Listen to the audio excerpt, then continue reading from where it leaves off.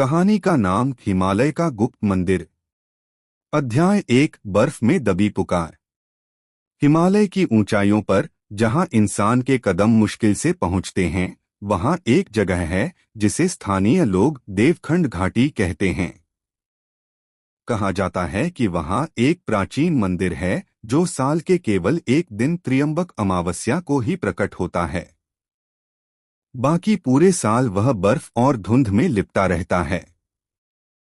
कई लोगों ने उसे खोजने की कोशिश की, पर कोई लौटकर नहीं आया।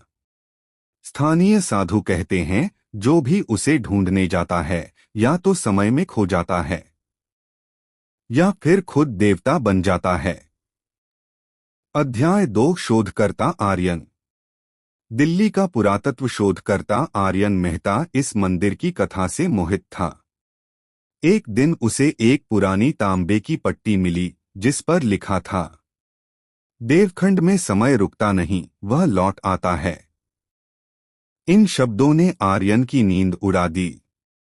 वह हिमालय के लिए निकल पड़ा, अपने साथ एक कैमरा, एक ड्रोन और अपनी डायरी लेकर। अध्याय 3 धुंध के पार। 3 दिन की यात्रा के बाद आर्यन और उसकी टीम बर्फीले तूफान में फंस गए।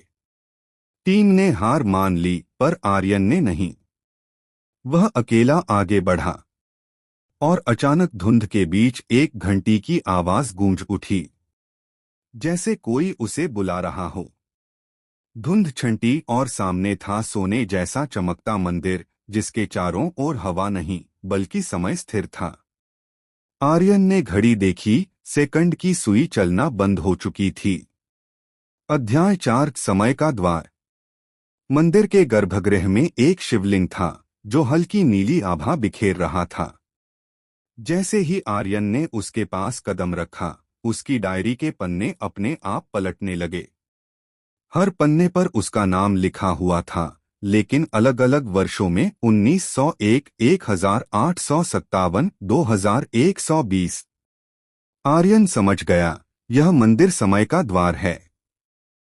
यह केवल श्रद्धा से नहीं, योग्य आत्मा से खुलता है। अध्याय 5 अंत या आरंभ। आर्यन के साथ क्या हुआ, कोई नहीं जानता। उसका कैमरा और डायरी 2 महीने बाद ग्लेशियर के किनारे मिली। डायरी का आखिरी वाक्य था, मैंने समय को देखा। वह शिव की सांसों की तरह है, आता भी है, जाता भी है। आज भी जब त्रियंबक अमावस्या आती है, तो देवखंड घाटी में कहीं दूर घंटी की हल्की आवाज सुनाई देती है। कहते हैं, आर्यन अब वही है, मंदिर का रक्षक बनकर,